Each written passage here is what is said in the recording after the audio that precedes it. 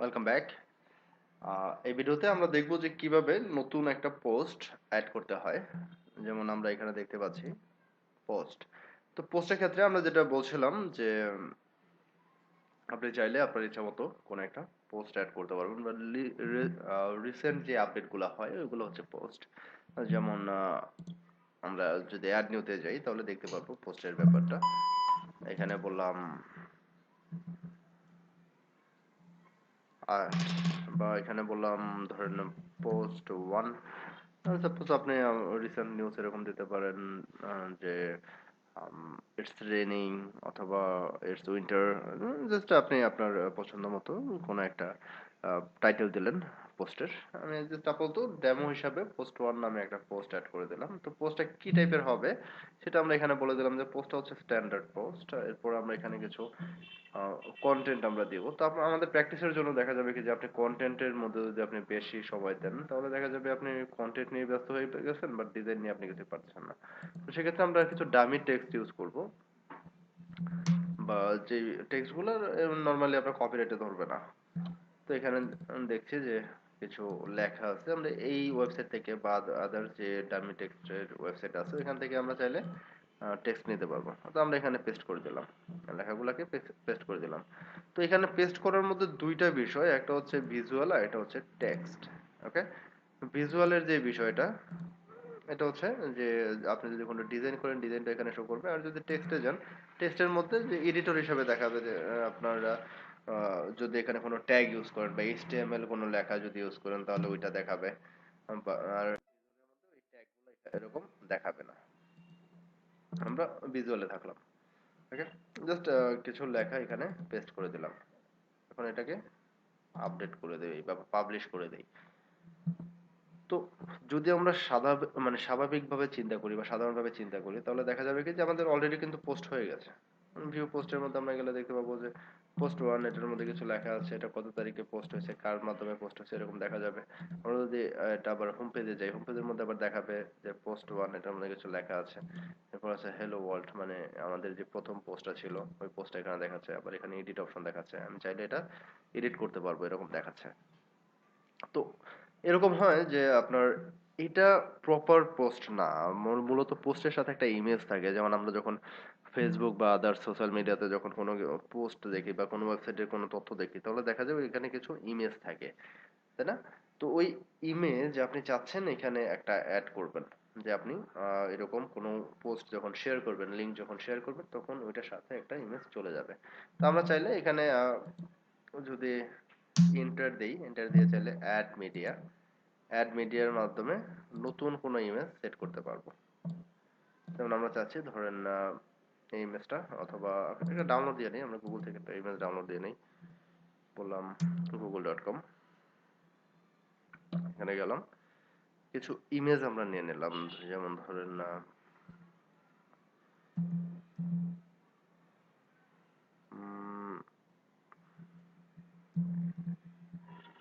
বললাম HTML, অথবা বললাম ধরেন ওয়ার্ডপ্রেস, লার্ন ওয়ার্ডপ্রেস লিখলাম, লিখে জাস্ট ইমেজে সার্চ করলাম, ইমেজে ক্লিক করলাম, তাহলে দেখাবে যে ইমেজগুলো দেখাবে এখানে। ওকে, এ হচ্ছে যেমন ধরেন লার্ন ওয়ার্ডপ্রেসের কিছু ইমেজ বা এখানে কিছু ইমেজ আছে।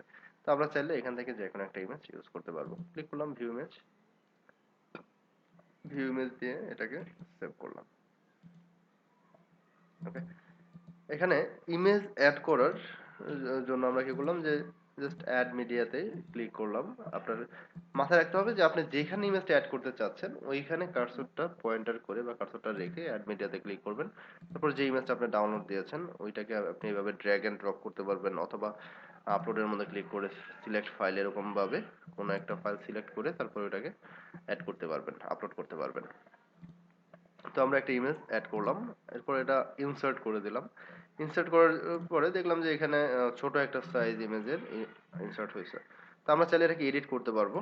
এটাকে এডিট করলাম, এডিট করে বললাম যে না, এটা একদম ফুল সাইজ যেটা ওই সাইজটাই এখানে ইম্পোর্ট হবে বা অ্যাড হবে। এটা ফুল সাইজটা অ্যাড হয়ে গেল। তো এটা হচ্ছে যে আপনি পোস্টের ভিতরে আম, কোনো একটা ইমেজ অ্যাড করলেন, এটা আপনি চাইলে এটাকে ড্র্যাগ এন্ড ড্রপ করে আপনার যেই লোকেশনে দরকার, যেমন আমি এখানে চাচ্ছি, সেক্ষেত্রে এখানে চলে যাবে। আর পোস্টের সাথে যদি আপনি একটা ইমেজ অ্যাটাচ করে দিতে চান যে এটা হচ্ছে পোস্টের মেইন ইমেজ, সেক্ষেত্রে ওটাকে বলা হয় ফিচার্ড ইমেজ।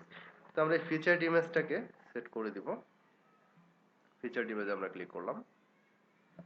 আমরা যদি এই ইমেজটাকেই ফিচার্ড করতে চাই, সেক্ষেত্রে জাস্ট ওই ফিচার্ড ইমেজের অপশনটাতে ক্লিক করব, ক্লিক করে ইমেজটাকে সিলেক্ট করলাম। ওকে,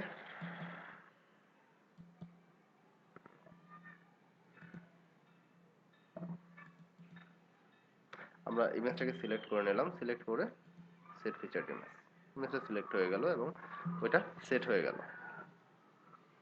দেখা যাবে যে আপনি আপনি যখন ধরেন আপনি একটা মুভি ডাউনলোডের ওয়েবসাইট দিচ্ছেন, সেখানে পোস্টগুলো হবে যে আপনার নতুন movie download, recent movie download.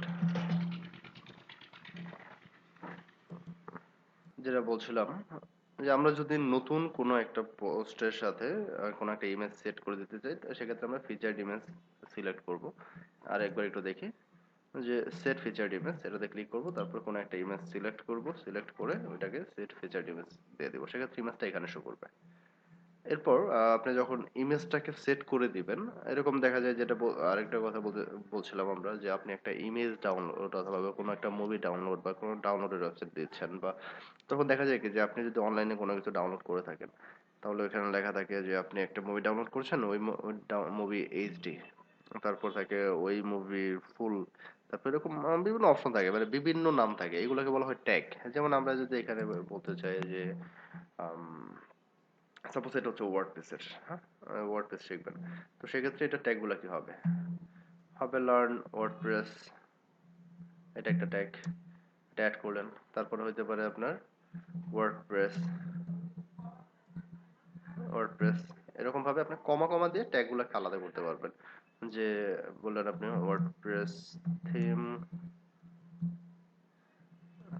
Customisation, এরকম ভাবে আপনি যখন কমা দিবেন তখন বুঝে নেবে যে প্রত্যেকটা কমা হচ্ছে এক একটা ট্যাগের শেষ বা ক্লোজ। ওকে, এখন এটা একটা বিষয় যে আপনি কি করলেন, কোন একটা ট্যাগ অ্যাড করলেন। এরপর দেখা যাবে যে আপনি ওই ট্যাগের পাশাপাশি কোন একটা ক্যাটাগরিতে এটা সেট করবেন। যেমন আপনি এই পোস্টটা চাচ্ছেন যে ওয়ার্ডপ্রেস নামে একটা ক্যাটাগরিতে সেট করবেন, তো আপনি কি করলেন, অ্যাড নিউ ক্যাটাগরিতে ক্লিক করলেন। এরপরে আপনি এখানে একটা ক্যাটাগরি সেট করে দিলেন, বললেন ওয়ার্ডপ্রেস, এ হচ্ছে ওয়ার্ডপ্রেস ক্যাটাগরির। ওকে, এখানে আনক্যাটাগরাইজড নামে যেটা আছে, যে যদি আপনার ওয়েবসাইটের মধ্যে কোনো ক্যাটাগরি সেট করা না থাকে, তখন একটা ডিফল্ট ভাবে ক্যাটাগরি থাকে, সেটাকে বলা হয় আনক্যাটাগরাইজ। আপনি চাইলে এটাকে রিনেম করে নিতে পারবেন, সেটা আমরা একটু পরে দেখব। তো এখানে আমরা আপাতত বললাম এটা ওয়ার্ডপ্রেস, ওয়ার্ডপ্রেস ক্যাটাগরিতে। ওকে, এখন জাস্ট পাবলিশ করে দিলাম। এখন আপনি যখন কোনো একটা পোস্ট পাবলিশ করবেন, পাবলিশ করার পরে দেখা যাবে যে এটার আপনি চাইলে ডেটটাকে এডিট করতে পারবেন। যেমন আপনি এডিট ডেটে ক্লিক করলেন, এডিট ডেটে ক্লিক করলে দেখা যাবে কি যে এখানকার ডেট গুলা এডিট, আপনি চাইলে অ্যাড করতে পারবেন বা রিমুভ করতে পারবেন, এডিট করতে পারবেন, বা আপনি কোনো একটা টাইম সেট করে দিতে পারবেন, শিডিউল সেট করে দিতে পারবেন যে অত তারিখে এই পোস্টটা পাবলিশ হবে, এরকম আপনি সেট করে দিতে পারবেন। তো এই ছিল পোস্টের বিষয়। যেটা বলছিলাম যে আমরা যদি ক্যাটাগরি সেট করতে চাই, তাহলে অল ক্যাটাগরিতে যেতে পারবো, সেখানে যেয়ে আপনি আপনার পছন্দ মতো কোনো ক্যাটাগরি সেট করতে পারবেন। যেমন আপনি চাচ্ছেন 2007 বা 17 এরকম নামে কোনো একটা ক্যাটাগরি সেট করবেন, ওই ক্যাটাগরির আন্ডারে নতুন যত পোস্ট আছে সবগুলো অ্যাড হবে, এরকম অ্যাড করতে পারবেন। বা আপনি লেটেস্ট মুভি এরকম একটা ক্যাটাগরি সেট করতে পারবেন, বা হিন্দি মুভি এরকম দিতে পারবেন, বা হিন্দি সং বা বাংলা সং, বাংলা মুভি, এরকম ভাবে আপনি কোনো একটা ক্যাটাগরি সেট করতে পারবেন। অথবা আপনি বিনোদন বা এন্টারটেনমেন্ট বা প্রযুক্তি বা টেকনোলজি এরকম নাম দিয়ে আপনি ক্যাটাগরি সেট করতে পারবেন। সো আপনি আপনার পছন্দ মতো কোনো একটা ক্যাটাগরি সেট করে দিলেন, ওই ক্যাটাগরির আন্ডারে আপনি পরবর্তীতে পোস্ট অ্যাড করবেন। তো এই ছিল আমাদের পোস্ট অ্যাড করা। আমরা যদি যে পোস্টটা পাবলিশ করছি ওটাকে এডিট করতে যাই বা দেখতে যাই, সেক্ষেত্রে আমরা অল পোস্টে যাব এবং ওটাকে এডিট করতে পারবো বা কুইক ভিউ করতে পারবো। তো এই হচ্ছে বিষয়। দেখা হবে পরবর্তী ভিডিওতে। ভালো থাকবেন।